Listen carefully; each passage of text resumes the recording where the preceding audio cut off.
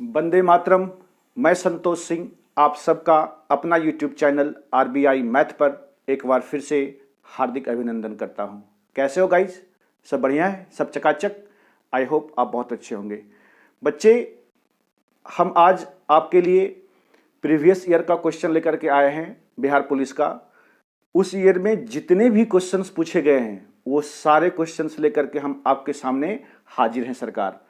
ठीक है, तो चलो देर ना करते हुए बेटा वीडियो को हम स्टार्ट करते हैं। ठीक है, और वीडियो को सर थोड़ा सा लाइक कर दीजिए आप और शेयर कर दीजिए, मेहरबानी होगी सर आपकी। ठीक है, और बेटा आज का पहला सवाल अब आपके बोर्ड पर दिख रहा है गाइज। क्वेश्चन कहता है ABC किसी मैदान का एक चक्कर लगाने में क्रमशः 4 मिनट, 5 मिनट और 6 मिनट का समय लेता है। ठीक है, 3 धावक है, 3 लोग हैं। ठीक है, और वो जब किसी एक मैदान का चक्कर लगाता है ना बेटा, तो वो लेता है समय कितना कितना, जरा देख लो। एक लेता है 4 मिनट, दूसरा लेता है 5 मिनट और तीसरा लेता है सर 6 मिनट। ठीक है, 6 मिनट का समय लेता है। कहता है यदि वे 5 AM पर यानी 5 बजे सुबह पर चक्कर लगाना शुरू करे, कितने बजे सर? 5 AM। ठीक है, शुरू करते हैं, तो वे एक साथ दोबारा प्रारंभिक बिंदु पर किस समय मिलेंगे, अर्थात कितने बजे मिलेंगे? ठीक है ना। एक साथ चक्कर लगाना शुरू किया, एक ने 4 मिनट में पूरा किया करता है, दूसरा 5 मिनट में पूरा करता है और तीसरा 6 मिनट में पूरा करता है, और 5 बजे ये चक्कर लगाना तीनों एक साथ शुरू करता है। ठीक है, तो कहता है फिर से कितने बजे तीनों एक साथ हो जाएगा। ठीक, तो इस सवाल बेटा बड़ा आसान है। आप करें क्या, ये 4 मिनट, 5 मिनट और 6 मिनट का निकाल दें एलसीएम। ठीक है, यानी 4, 5 और 6 से कटने वाली राशि, तभी वह जा करके वहां पर तीनों बंदा क्या होगा, एक साथ मिल जाएगा। ठीक है, तो 4, 5, 6 का एलसीएम बोलो बेटा कितना होगा, बोलो ना सर। 4, 5, 6 का एलसीएम यदि आप नहीं जानते निकालने के लिए तो आप निकाल लीजिए। ठीक है, लेकिन जो बच्चा मुझसे पढ़ रहा है वो इसका एलसीएम मुझे माने निकाल देगा। 4, 5, 6 यानी तीनों से कटने वाली वो सबसे छोटी राशि क्या होगी, तो सर 60 होगा नहीं होगा? ठीक है, इसका एलसीएम सर कितना हो गया, 60 मिनट। ये देखिए 4, 5 और 6, इसका हमने एलसीएम निकाला। ठीक है, इसका एलसीएम कितना होगा सर जी, 60, यानी मिनट में है तो 60 मिनट। तो 60 मिनट का मतलब कितना हुआ बेटा, 1 घंटा हुआ ना। 60 मिनट का मतलब होता है सर 1 घंटा, 1 आवर, यानी 1 घंटे के बाद वो तीनों फिर से उसी बिंदु पर मिलेगा जिस बिंदु से वो चलना शुरू किया था। अरे हाँ या ना? ठीक है ना। तो आप बताइए 5 बजे से चलना शुरू किया सर, 1 घंटे बाद मिलता है, तो कितना टाइम हो रहा होगा, कितना कितना बच जाएगा, तो 6 बच जाएगा। नहीं बचेगा सर? 5 बजे से शुरू किया, 1 घंटे बाद मिलन हुआ उसका, तो 5 घंटा, 1 घंटे के 5 बजे और 1 घंटे के बाद, तो 5 और 1 कितना हो गया, 6 AM, यानी 6 बजे सुबह वो क्या होगा, उन तीनों का मिलन होगा उसी पॉइंट पर जिस पॉइंट से वो उसने चलना शुरू किया था। हाँ या ना? बात समझे? कोई दिक्कत वाली बात तो नहीं। बड़ा आसान चीज है बच्चे। ठीक है, आप सिर्फ मेरे मेथड को फॉलो करते जाओ और सवाल तो एकदम बेटा यूं चुटकियों में हम आपसे बनवा देंगे। बात समझे? ठीक है ना। तो चलो बच्चे, इसको अब हम मिटाते हैं। ठीक है, समझे गाइस? आ जाइए, चलते हैं बेटा क्वेश्चन नंबर 2 की तरफ। ये इक्वेशन दे रखा है, इक्वेशन को सॉल्व करना बच्चा जानता है, आप भी जानते होंगे। ठीक है, जो बच्चा नहीं जानता है वो यहाँ पे सीख लो, बड़ा आसान है। कहता है सर यदि 2x + 5y = 100, क्या दे रखा है बेटा, 2x + 5y = 100, 100। इस इक्वेशन का मान दे रखा है, ये पहला इक्वेशन दे रखा है। दूसरा कहता है सर कि 2x + 4 = 12 - y, ये दे रखा है। तो हम, ये तो हमारा वेल अरेंज्ड है, पहले से हमारा ये व्यवस्थित है, इसको हमें व्यवस्थित करना पड़ेगा। ठीक है, तो पक्षांतर कीजिए, लाइक टर्म को एक साइड कीजिए। ठीक है, तो ये x और ये y जाति का है, इसको एक तरफ कर लेंगे हम। तो यहाँ जरा देखिए, ये हो जाएगा 2x + y, है ना बेटा, ये माइनस आएगा इधर, तो ये क्या आ जाएगा, प्लस हो जाएगा। और ये प्लस का 4 जाकर के उधर क्या होगा, घट जाएगा, माइनस होगा। तो 12 में से सर 4 चला गया। आप बताइए सर कितना होगा, 8। कोई दिक्कत वाली बात है? अब ये वाला इक्वेशन को आप लिख लें यहाँ पे, 2x प्लस 5y बराबर 100। ठीक है, बड़का में छोटका घटा दो इसमें, ये माइनस माइनस और माइनस। कोई दिक्कत वाली बात? ये खत्म हो जाएगा सर। 5y में से 1y घट गया, माइनस है ना सर, चिन्ह बदल गया।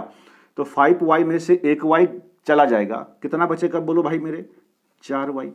ठीक है, अब बराबर ये 100 में बेटा 8 को यदि आप घटा दोगे तो बता दो सर कितना होगा। 100 में 8 जाएगा तो कितना होगा, 92 ना, 92। अब इसको काट लीजिए आप। ठीक है, नहीं ये कितना होगा सर, 4 दूनी 8, यहाँ 1 बचा, 1 पर 2 12, 4 तिया 12, यानी 23 हो गया किसका वैल्यू, y का वैल्यू। ठीक है, अब हमसे पूछ क्या ज्यादा देख लीजिए, तो कहता है y बराबर हो 8। अरे y का ही मान पूछ रहा था, यही हमारा आंसर है। हाँ या ना सर? कोई दिक्कत वाली बात? समझ पाया आप इतनी सी बात को? बहुत सुंदर। ठीक है, बड़ा आसान था, ये इक्वेशन को सॉल्व करना था। ठीक है, ये तो हर किसी बच्चे को आता है। ठीक है, और ये आसान सा सवाल भी था। बोलो बच्चे, ठीक है। आइए क्वेश्चन नंबर 3। ये क्वेश्चन बेटा परसेंटेज का है कि नहीं? और परसेंटेज हमने बहुत अच्छे से पढ़ा रखा है, वीडियो डला हुआ है। आरबीआई मैथ्स चैनल पर आप जाएंगे और वहां पर आपको ये पूरा लेक्चर आपको देखने को मिलेगा। बात समझ रहे हो बेटा? ठीक है, तो ये क्वेश्चन अभी आप इसको पहले एक बार पॉज कर दो और खुद से बनाने की कोशिश करो। अगर नहीं बनता है तो फिर आप वीडियो को चला दो और उसको देखो। ठीक है, और अगर बन गया तो फिर आप वीडियो चला करके देखें आपका आंसर सही है या गलत है। बात समझ रहे हो ना बेटा? ये है पढ़ने के तरीके। ठीक है, ऐसे पढ़ोगे तभी आपका सिलेक्शन होगा, नहीं तो फिर सिलेक्शन से दूर रहोगे, है कि नहीं? आ जाओ, देखो ध्यान से। कहता है P Q से 6 गुना बड़ा है। P क्या है बेटा? ये P है हमारा और ये Q है। कहता है Q से ये 6 गुना बड़ा है। ठीक है, तो ये हुआ सर 1 और ये कितना हो जाएगा सर, 6। बात को समझे? ठीक है, लेकिन ये तो सर अभी तक 6 गुना ही है, बड़ा कहाँ हुआ? तो बड़ा होने के लिए इस एक को क्या करना पड़ेगा आपको, इसमें ऐड करना पड़ेगा। बात को समझे सर? तो ये हो गया 1:7। हाँ या ना? यानी P की वैल्यू हो गया 7 और Q की वैल्यू कितना हो गया, 1। कोई दिक्कत वाली बात है ना? अब क्या कहता है, QP से यानी कि यहां से P से ये कहता है कितना प्रतिशत कम है। तो जरा देखो बेटा कितना कम है, ये 7 है और ये 1 है, 7 से 1 हुआ तो कितना कम हुआ, 6 कम हुआ। ठीक है, घटा दो इसको, यानी 6 कम हुआ कितनों में, 7 में। 7 में से बोल रहा है ना, में से, सा, सी, का, की, उसका मान कहाँ होता है, नीचे लिखना चाहिए आपको हमेशा। ठीक है, तो ये 7 हम कहाँ लिख देंगे, नीचे, और इसको मल्टीप्लाई कर देंगे 100 से, तो ये परसेंटेज में कन्वर्ट हो जाएगा। अब बताओ बेटा 6/7 कितना परसेंट होता है, कितना परसेंट होता है, ये सिखाया है आपको। ठीक है, जो बच्चे नहीं जानते हो तो वो इसको डिवाइड कर लेगा। ठीक है, तो यहां जरा देखो 1/7 होता है बेटा 64 यानी 14.2/7। ठीक है, 14.2/7। अब हमको इसमें मल्टीप्लाई करना है कितना, ये तो यहाँ तो 6/7 है ना, तो इसमें आप 6 से मल्टीप्लाई कर दीजिए दोनों तरफ। ठीक है ना? तो 14 गुना 6, 14 बोलो ना, नहीं जानते हो तो मल्टीप्लाई करो यार। ठीक है, 6 चौके 24 के 4, हाथ में कितना बचा है 2, 6 का 6, 6 का 6 बकिया 2। ठीक है, तो कितना होगा ये 8, 84, ये प्लस इसमें भी मल्टीप्लाई करेंगे तो 6 दूनी 12 अब बटे 7। कोई दिक्कत है? इसको आप डिवाइड कर दो, ये कितना होगा, एक बार में खाएगा ना बेटा, 7 1 7 यानी 84 प्लस 1 और कितना बचेगा, 7 3 10 5 12 यानी 5/7। ये कितना होगा, 84 1 85 नहीं, यानी ये वैल्यू हो गया आपका 85.5/7%। हाँ ना गाइज, समझ पाए आप बात को? ठीक है, ये कैलकुलेशन करना था आपको इतना सा। ठीक, और जो बच्चा इस चीज को नहीं समझता है ना, वो आप सीधा सीधी क्या करो, 6 गुना 100, 600 होगा, 600 में आप 7 से डिवाइड कर दीजिए। बात को समझे, है ना? ठीक है, तो इसको आप डिवाइड करके और पूर्णांक में आप इसको लिख लेंगे। भाग तो देने के लिए सबको आता है ना भैया, कि नहीं आता है? ठीक है, तो ये चीजें समझ गए बेटा। ये इसका आंसर क्या होगा? 85.5/7% होगा। अरे बोलो हाँ या ना। ओके, चलो बेटा इसको अब हम मिटाते हैं। ठीक है, चलते हैं अगले क्वेश्चन की तरफ। जरा देख लो, अगला क्वेश्चन है बेटा आपका किससे? अगला क्वेश्चन है बेटा, ध्यान से देखो। कहता है एक साहूकार को अपने ब्याज की दर में 8% से 3/4% गिरावट होने पर उसकी वार्षिक आय में 61.50 रुपए की कमी होती है, तो उसकी पूंजी बताइए। है? ठीक है, आ जाओ देख लो, बड़ा आसान सा सवाल है। बस सिर्फ आपको गिरावट जो है यानी कमी, उसको आपको घटाना आना चाहिए। क्लियर है? यहां देखिए, पहले सर रेट क्या था? पहले रेट था हमारा 8%। ठीक है, अब रेट गिर करके यानी कम हो करके कितना हो गया सर? 7.3/4%। अब देखो यहां पर हम आपको डायरेक्ट घटाना सिखाते हैं। तो ये जो कमी आई रेट में, वो कितना कम हुआ, और इसी रेट की कमी की वजह से जो उसकी वार्षिक आय है वो 61.50 रुपया कम हो गया।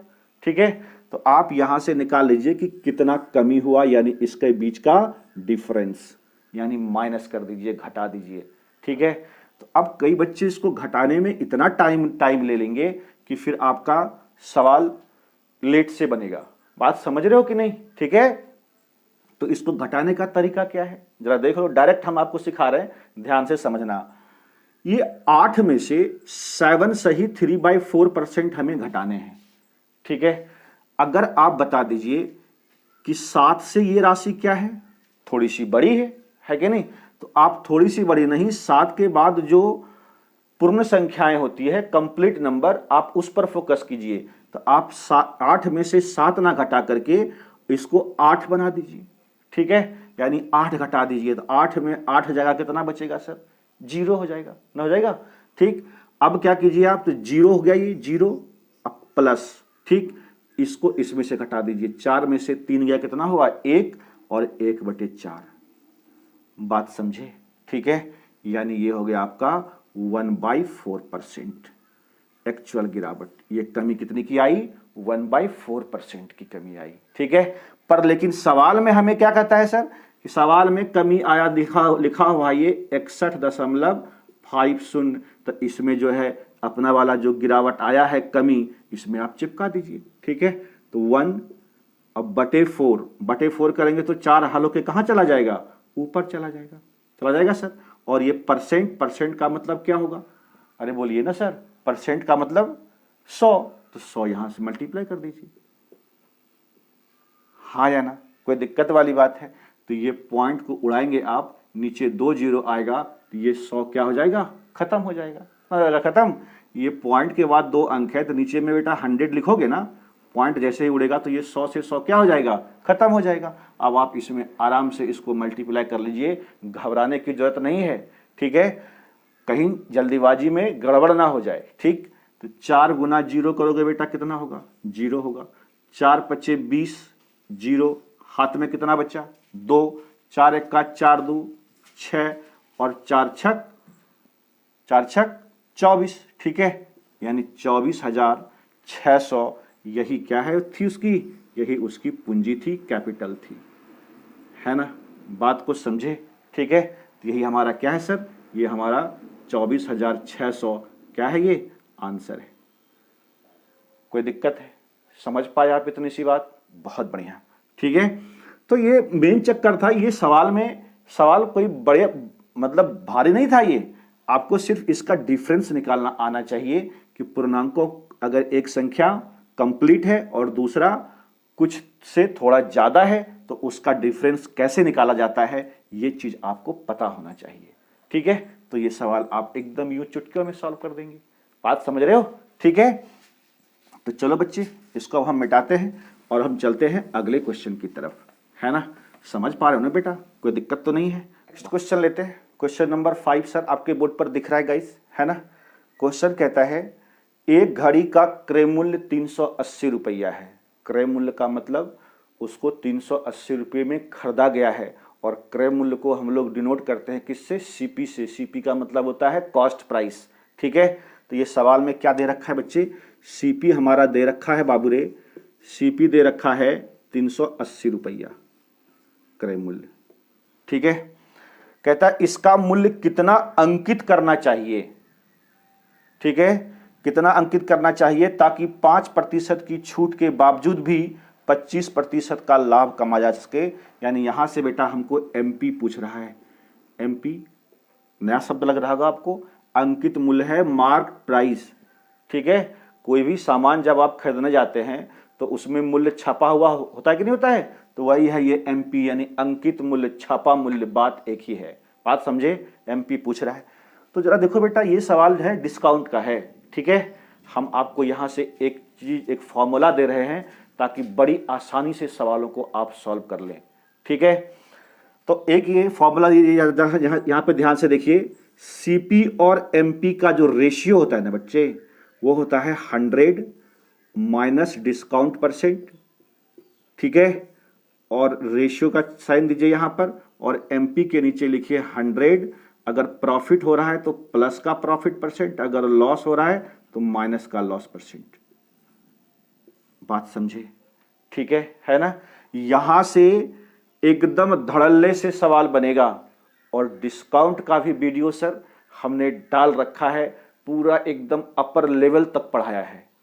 ठीक है, यदि आपको इसके पूरे कॉन्सेप्ट समझने हैं तो आप आरबीआई मैथ्स चैनल पर जाइए।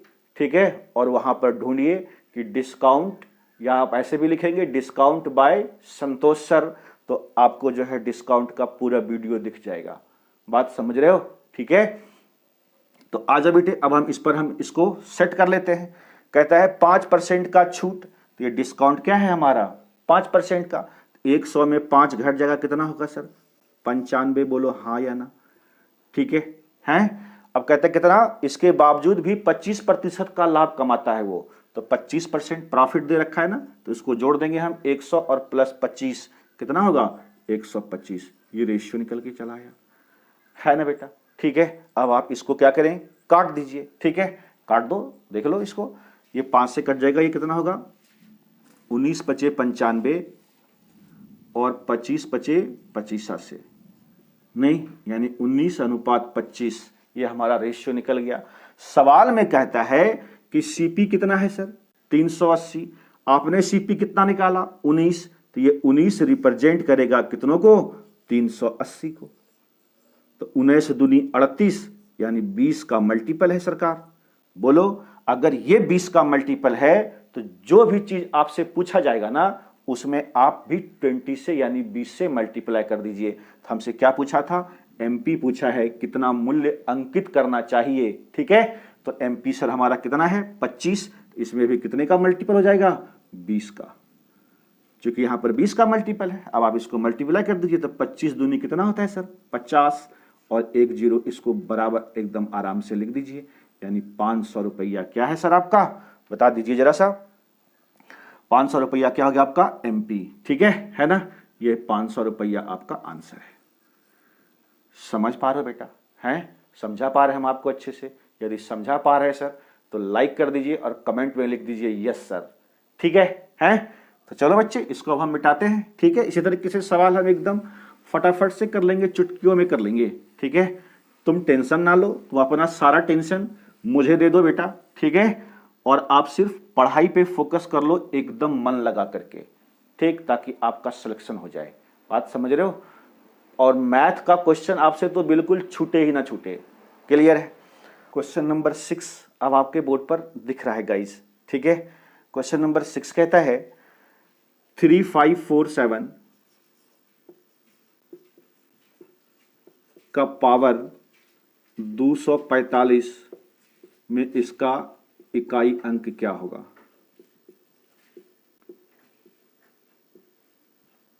इकाई अंक व्हाट? ये आपसे पूछ रहा है ना? तो ये क्वेश्चन बेटे किसके हैं? नंबर सिस्टम के क्वेश्चंस हैं। ठीक है, और नंबर सिस्टम हमने आपको बड़े अच्छे से YouTube पर पढ़ा रखा है। ठीक है, आप जाएंगे सर्च बॉक्स में और वहां पर सर्च करेंगे number system by Santosh sir, तो आपको यूनिट डिजिट भी वहां पर आपको मिल जाएगा। ठीक है, सेपरेट वीडियो है इसका। ठीक है गाइस, तो आप इसको देख लेना और फिर आपको सारा चीज समझ में आएगा। क्लियर है? जो बच्चे आज ही जुड़े हो उसके लिए ये बातें हैं, लेकिन जो बच्चे हमसे शुरू से पढ़ रहे हैं वो ये सवाल अभी तक उड़ा दिया होगा। बात समझ रहे हो कि नहीं? तो आओ बेटे, जो बच्चे आज ही जुड़े हो उसके लिए हम ये चीजें समझा रहे हैं। सबसे पहले आपको ये पता होना चाहिए कि इकाई अंक है क्या। इकाई अंक कहते हैं बेटा किसी भी नंबर के, किसी भी संख्या का जो लास्ट डिजिट होता है ना, अंतिम अंक, वही इकाई अंक कहलाता है। हाँ या ना? ठीक है, तो यहां पे बताओ बेटा हमारा अंतिम अंक क्या है? 7 है, यानी अब इससे हमको कोई लेना देना नहीं है। ठीक है, तो इकाई अंक 7 हो गया और इसका पावर कितना है? 245। ठीक है, जैसे ही इकाई अंक आपको 7 दिखे, 7 ही नहीं बल्कि 2 दिखे, 3 दिखे, 7 दिखे और 8 दिखे, ये 4 संख्याएं यदि आपको इकाई अंक पर दिख गया तो आप पावर को 4 से डिवाइड कर दीजिए। ठीक है, तो 4 से डिवाइड करने का मतलब क्या है? सिर्फ लास्ट का 2 डिजिट में 4 से हम डिवाइड करेंगे ना बेटा, तो ये 4 से कट जाएगा, 4 का 4 खत्म हो जाएगा, 1 का 5 यानी 1 बचेगा इसका रिमाइंडर। ठीक है, 4 से भाग देने पर पावर में 4 से भाग देने पर जो शेषफल बचता है उसी को आप इकाई का पावर बना दीजिए। क्लियर है? तो इसको जब हम 4 से डिवाइड करेंगे बेटा तो इसका जो शेषफल होगा, इसका जो शेष आएगा वो क्या आएगा सर? 1। ठीक है ना? अब इसी शेष को हम क्या करेंगे, जो इसका रिमाइंडर आया अर्थात शेष आया, इसका पावर बना देंगे, यानी 7 का पावर 1 हो गया। बताइए 7 का पावर 1 कितना होगा सर? 7 ही तो होगा, और यही क्या हो गया हमारा? इकाई अंक। बोलो इतनी सी बात समझ में आया आपको? समझ में आया बेटा? है ना? ठीक है, तो ये हमारा आंसर हो गया कितना? 7 इस सवाल का करेक्ट आंसर है। बात समझे? ठीक है, क्या समझाया था अभी आपको? यदि 2 हो, 3 हो, 7 हो और 8 हो, यदि ये 4 अंक आपको इकाई के स्थान पर दिखे तो पावर में क्या कीजिएगा? 4 से डिवाइड करके जो रिमाइंडर आएगा उसी को इकाई अंक का पावर बना करके उसको सॉल्व कर दीजिए, वही आपका आंसर होगा। अरे समझे कि नहीं? कोई दिक्कत वाली बात है ना? तो यहीं पर हम आपको एक छोटा सा होमवर्क दे दें यहाँ पर, और देखो होमवर्क। ठीक है, यदि हम कहते हैं बेटा 243 का पावर 1999, ठीक है, मैं आप हमको ये निकाल करके बताइएगा कमेंट में कि इकाई अंक क्या है, इकाई अंक व्हाट। ठीक है, बात समझ पा रहे हो? ठीक, तो ये इसका भी इकाई अंक 3 है, पावर को 4 से डिवाइड कर देंगे, जो रिमाइंडर आएगा इसी 3 का पावर बना करके उसको सॉल्व कर लेंगे और जो इकाई का अंक लिख देंगे, आंसर हो जाएगा आपका।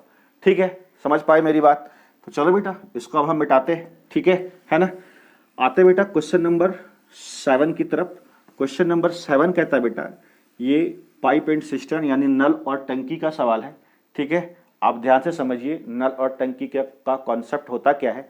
बस थोड़ी सी चीजें हम आपको यहाँ पे समझा देते हैं कि जैसे ही नल और टंकी का सवाल आएगा ना तो उसमें टाइम दिया हुआ रहेगा। ठीक है ना? तो सबसे पहले आप क्या करेंगे, निकाल देंगे टाइम का एलसीएम। टाइम का क्या निकालोगे? एलसीएम। ठीक है, तो ये जो भी आपका एलसीएम आएगा इसको कहते हैं हम लोग कैपेसिटी, कैपेसिटी ऑफ टैंक, है ना, या हौज। कैपेसिटी का मतलब होगा कितना लीटर पानी उसमें अटता है। ठीक है, तो उसके बाद इसी कैपेसिटी को यदि आप डिवाइड कर देंगे टाइम से तो ये आपको देगा इफिशियंसी। क्या देगा बेटा? इफिशियंसी यानी क्षमता, उस नल की क्षमता कितना पानी वो भर सकता है या निकाल सकता है। बात समझे कि नहीं समझे? तो इसमें ये आपको करना क्या था, पहले टाइम का एलसीएम निकाल देंगे और उसी एलसीएम में से टाइम से डिवाइड कर देंगे तो हमें क्या मिल जाएगा, है ना, उस नल का कैपेसिटी मिल जाएगा। बात समझ पा रहे हो? ठीक है ना? सॉरी, इफिशियंसी मिल जाएगा, क्षमता मिल जाएगा। ठीक है गाइस, इतना काम आपको कर लेने हैं। उसके बाद अगर भरने वाला नल है तो भरने वाला का मतलब है प्लस भरने वाला नल, और माइनस का मतलब होता है खाली करने वाला नल। ठीक है, बस यही दो चीजें होता है इसमें।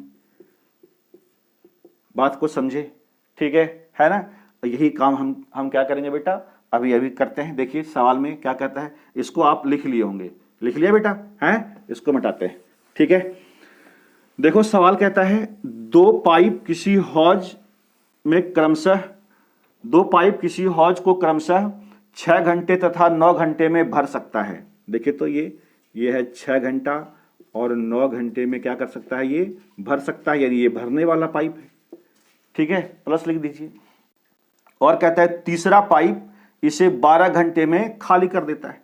एक पाइप तीसरा है जो 12 घंटे में क्या करता है, इसको खाली कर देता है, यानी माइनस। अभी क्या सिखाया था आपको, जो टाइम दे रखा है इसका आप एलसीएम निकाल दो बेटा, ठीक है। तो इसका एलसीएम सर कितना हो जाएगा, और जो बढ़ते 36, ठीक है 36, यानी 36 क्या निकला हमारा कैपेसिटी, तीनों का एलसीएम निकाल दिया।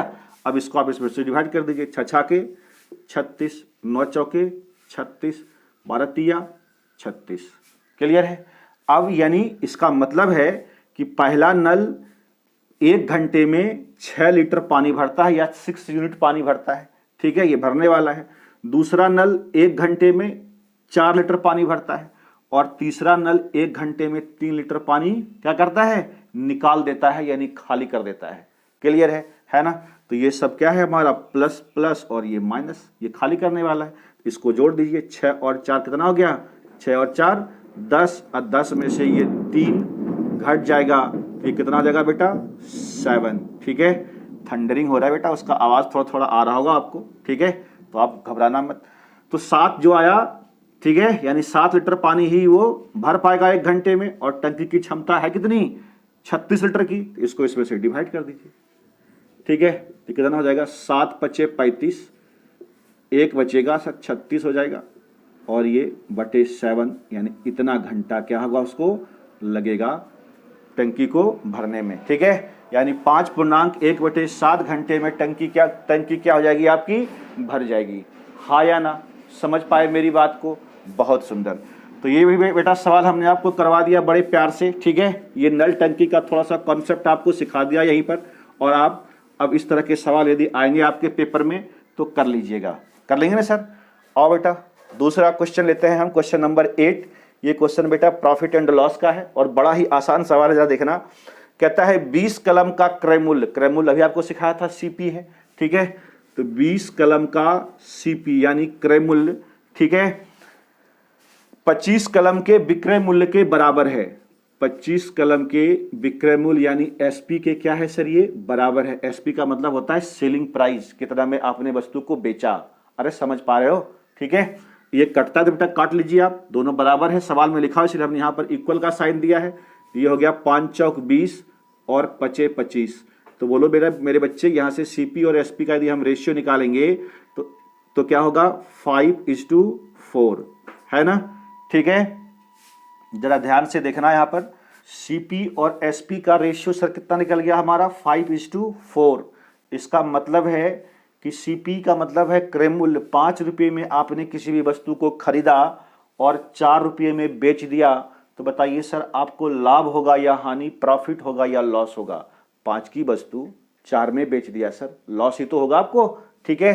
कितने का लॉस हुआ सर, तो 1 का लॉस, ये माइनस इंडिकेट करता है लॉस हुआ।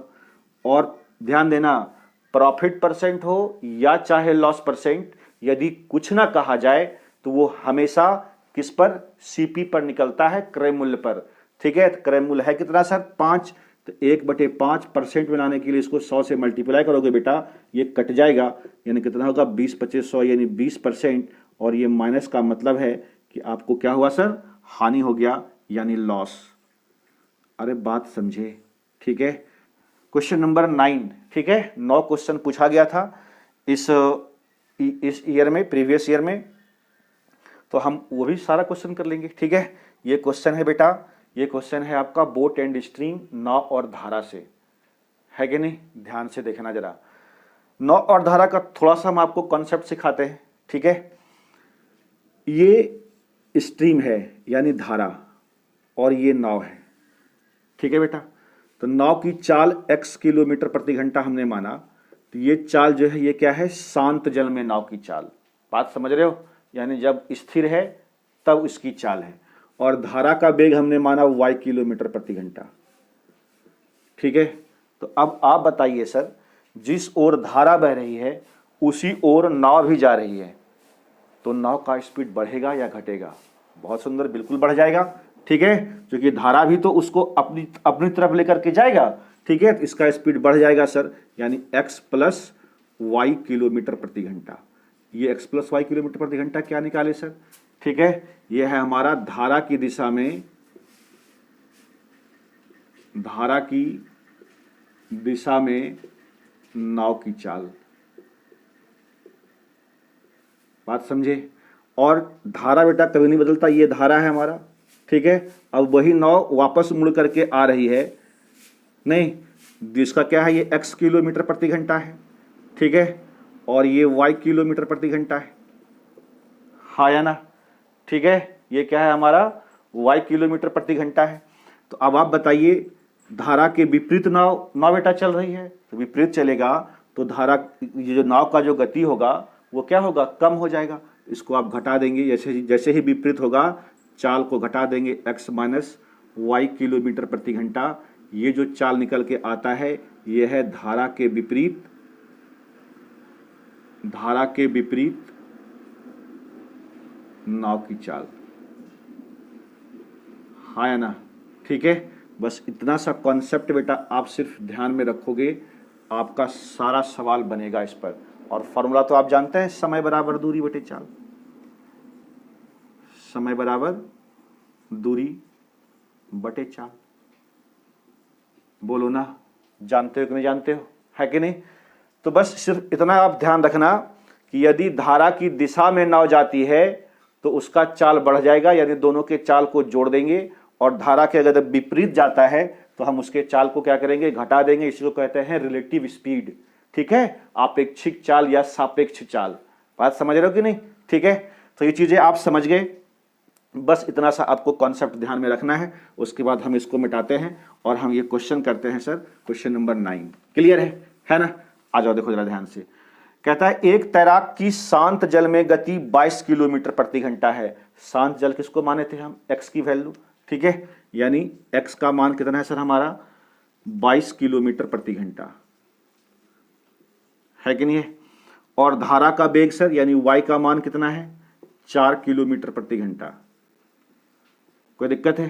तो कहता है 15 मिनट में, यानी टाइम दे रखा कितना हमारा सर, 15 मिनट। टाइम क्या दे रखा बेटा मेरा, 15 मिनट।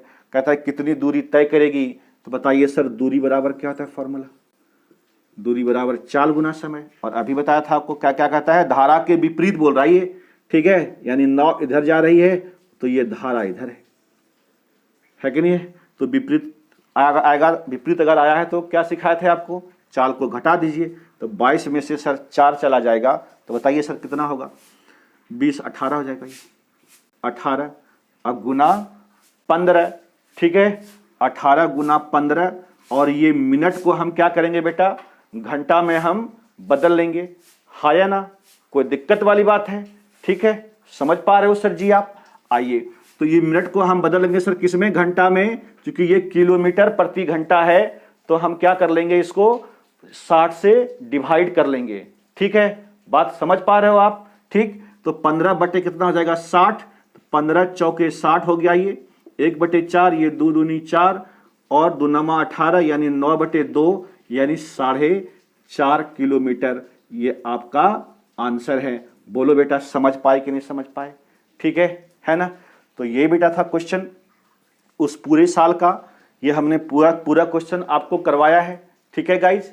ठीक, तो यहां तक सर वीडियो देखने के लिए आपका धन्यवाद है। यहीं पर सर हम वीडियो को समाप्त करते हैं, तब तक आप हमें आज्ञा दीजिए। जय हिंद, जय भारत।